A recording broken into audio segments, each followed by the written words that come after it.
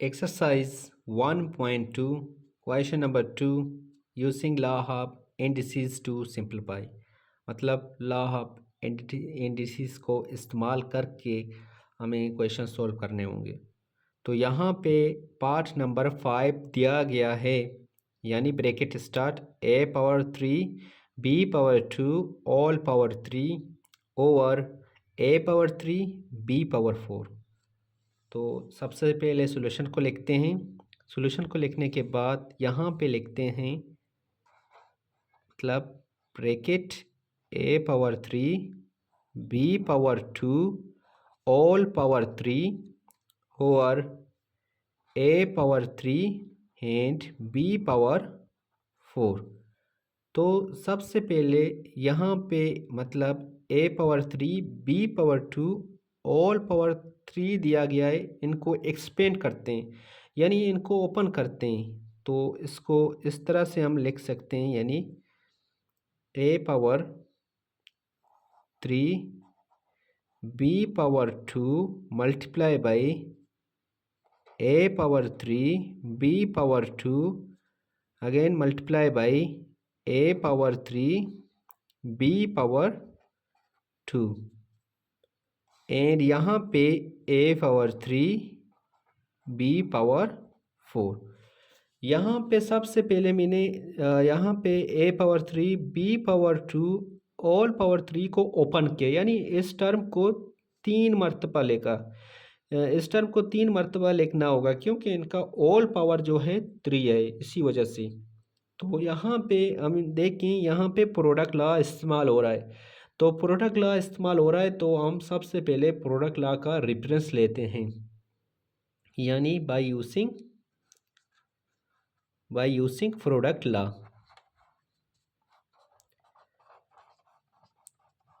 By using products law. Product law का concept यही है कि जब भी हम किस नंबर को मल्टीप्लाई करते हैं तो अगर इनके बेस सेम होते हैं तो इनका पावर प्लस होते हैं। जैसा कि लेट सपोज हमारे पास x power m multiply by x power n दिया गया है।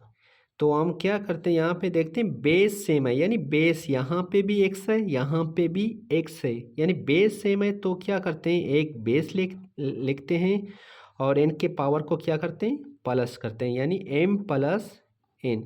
तो सिमिलरली यहाँ पे अगर हम देखें, यहाँ पे a यानी a, यहाँ पे बेस a है, यहाँ पे a है, यहाँ पे है, यानी बेस सेम है। यहाँ पे बेस b है, यहाँ पे b और यहाँ पे बेस भी b है। यानी अगर इनके बेस सेम है तो क्या करते हैं, बेस को एक दफ़ा लिखते हैं और इनके पावर को प्लस करते हैं। तो यहाँ पे देखें, यहाँ पे हम लिखते हैं a, या कि आप इस तरह से भी लिख सकते हैं, यानी a पावर 3, यहाँ पे बेस a, यहाँ पे बेस a है और यहाँ पे बेस a है। यहाँ पे एक a को लिखते हैं और इनके पावर को प्लस करते हैं, 3 प्लस 3 प्लस 3, यानी 3 प्लस 3 प्लस 3। तो सिमिलरली b को लिखते हैं, यहाँ पे b का पावर 2 है, 2 प्लस 2 एंड प्लस 2 और a पावर 3 b पावर 4 को लिखते हैं। तो यहाँ पे देखें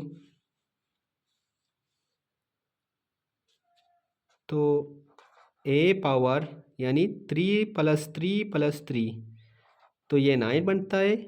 b पावर 2 प्लस 2 प्लस 2, ये फाइनली बनता है 6 over a power 3 and b power 4।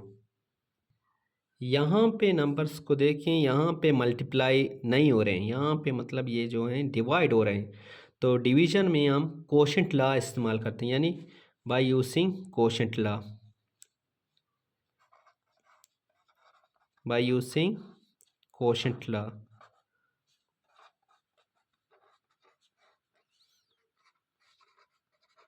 Quotient law का कंसेप्ट यही है कि जब भी दो नंबर डिवाइड हो रहे हैं तो अगर इनके बेस सेम है तो मतलब पावर जो है माइनस होंगे। जैसा कि मिसाल के तौर पर यहाँ पे बेस x है और यहाँ पे बेस x है, यहाँ पे इनका पावर m है और यहाँ पे इनका पावर n है। यहाँ पे देखिए बेस सेम है, यहाँ पे भी बेस x है और यहाँ पे भी बेस x है। तो बेस सेम है तो क्या करते हैं, एक बेस लिखते हैं, पावर को पावर के साथ माइनस करते हैं, यानी m माइनस n। तो यहाँ पे देखें सिमिलरली, यहाँ पे देखें बेस a है और यहाँ पे बेस a है, यहाँ पे बेस b है और यहाँ पे बेस b है, यानी बेस सेम है और नंबर्स जो हैं डिवाइड हो रहे हैं। तो बेस सेम है तो यहाँ पे क्या करते हैं, एक बेस लिखते हैं।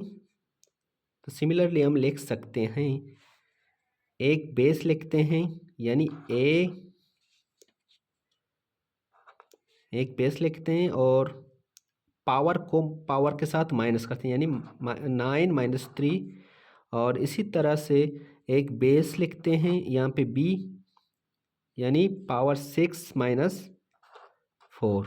तो फाइनली रिजल्ट बनता है हमारे पास। तो 9 को मतलब 3 से सब्ट्रैक्ट करते हैं तो यहाँ पे 6 बनता है और यहाँ पे मतलब 6 माइनस 4 2। तो ये हमारे पास फाइनल आंसर आ गया।